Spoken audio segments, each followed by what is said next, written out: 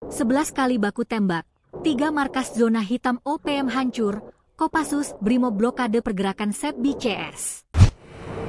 Ulah kejam OPM di zona hitam Papua membuat elit TNI Polri memperketat penjagaan dan patroli, terutama di wilayah rawan seperti Yahukimo, Puncak, dan Intan Jaya.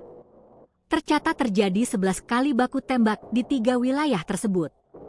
Dari pihak OPM, jatuh lebih dari 40 korban, termasuk simpatisan, kombatan, maupun mata-mata. Namun, dari pihak TNI dan warga sipil juga terdapat korban yang tidak sedikit. Kepolisian daerah Papua mencatat bahwa selama semester pertama tahun 2025, yakni Januari-Juni, terjadi 101 insiden yang melibatkan kelompok kriminal bersenjata, KKB, atau OPM di wilayah hukum Polda Papua.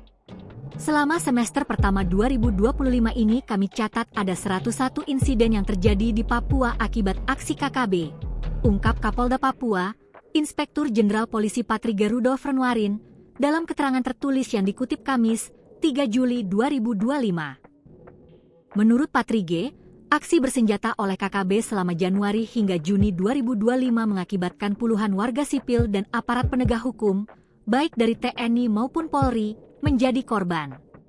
Aksi kriminal bersenjata oleh KKB mengakibatkan 43 orang meninggal dunia, terdiri dari 37 warga sipil, 4 personel Polri, dan 2 anggota TNI, jelasnya. Selain korban tewas, selama 6 bulan terakhir juga tercatat puluhan korban luka-luka. Kami catat ada 47 korban luka, terdiri dari warga sipil dan aparat TNI Polri, ujar Patrige. Sementara itu, Ketua Komnas HAM Wilayah Papua, Fritz Ramande, menyebut bahwa dari 40 kasus yang dicatat, kontak senjata dan penembakan mendominasi dengan total 27 kasus. Selain itu, terdapat 11 kasus penganiayaan, 1 kasus perusakan, dan 1 kasus kerusuhan.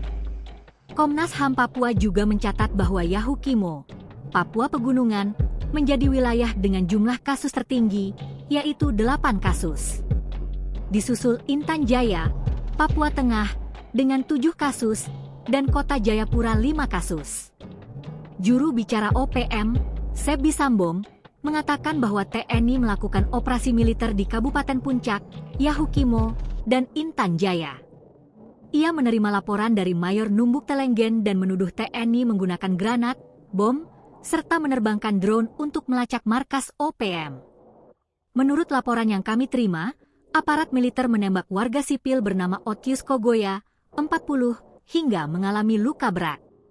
Kejadian terjadi sekitar pukul 3.25 WIB dan korban telah dilarikan ke RSUD Ilaga untuk menjalani operasi akibat luka tembak, ungkap Sebbi.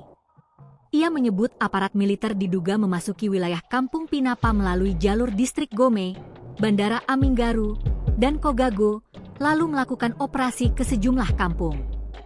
Kami meminta Presiden Prabowo Subianto untuk menghentikan segala bentuk penembakan terhadap warga sipil selama operasi militer berlangsung.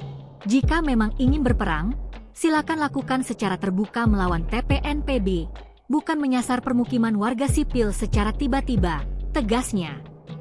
Namun tudingan Sebbi dibantah oleh pihak kepolisian dan TNI.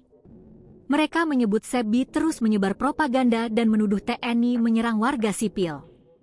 Kabar dan klaim itu tidak benar atau hoaks, tegas Kapuspen TNI, Brigjen Kristome Sianturi. Download Tribun X sekarang, menghadirkan lokal menjadi Indonesia.